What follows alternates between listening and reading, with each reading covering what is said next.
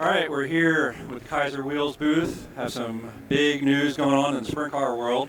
A lot of you know Big Game Treestands, major sponsor of some huge racing teams. A lot of World of Outlaw support and Midwest and Knoxville.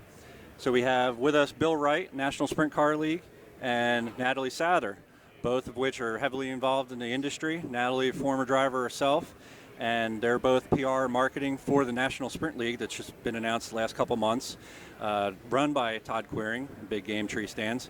And one of you guys tell us a little bit about how this came to be in the last year, what caused it to happen, and what is happening. Do you want to take that one? Sure.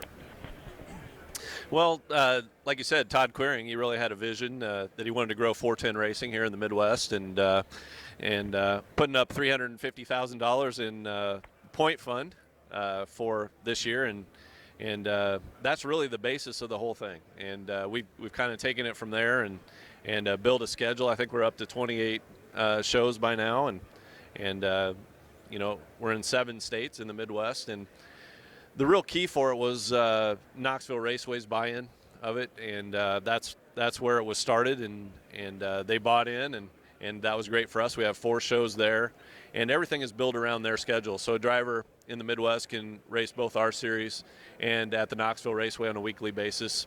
And together, that's over $500,000 in prize fund money and contingencies. And I just think it'll be a great opportunity for drivers around the Midwest and fans and businesses and organizations. And I think for Knoxville itself, as we build the sprint car fan base in the Midwest.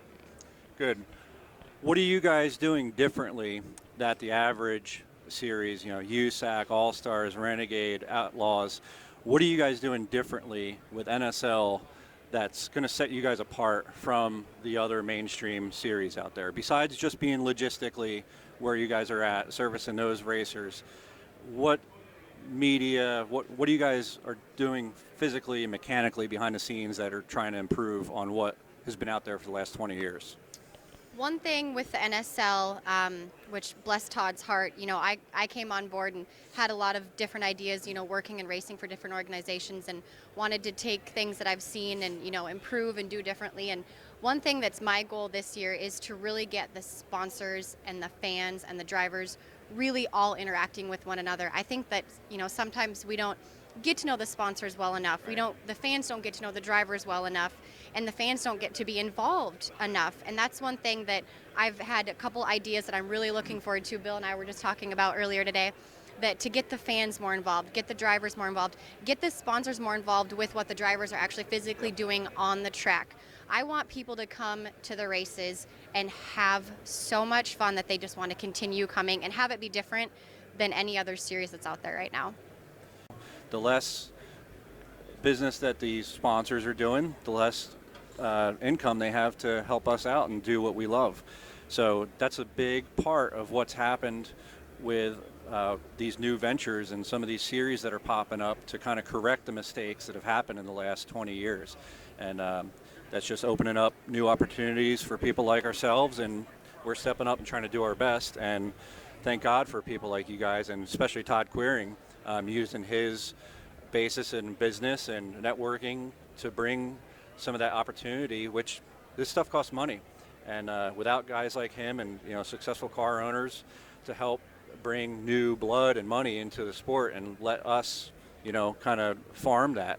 And Bill, what other ideas do you have on what's taking place? Well, I was just going to mention some of the things that are unique with our series that we're doing for the drivers that maybe some of the other series don't do, offering insurance and pit pass discounts. A lot of the series do that, but we're also going to work on giving them a lot of contingencies and things like that, because a lot of we have a few that are professional racers, but a lot of them are people who have a day job, and to keep their teams going down the road, these contingencies really help them out, whether it's tires or wings or chassis or what have you.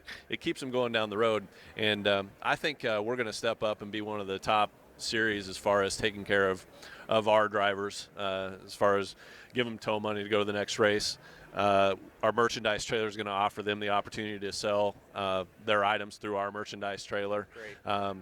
a lot of series, a driver might have to haul their own merchandise trailer, pay for that fuel and all that sort of thing, and they'll have the opportunity to sell out of our merchandise trailer as well. So I think the way that we're going to take care of the drivers and owners is probably unprecedented at this point with any series around sprint car series around the country. So I'm excited about that. I'm going to elaborate on that.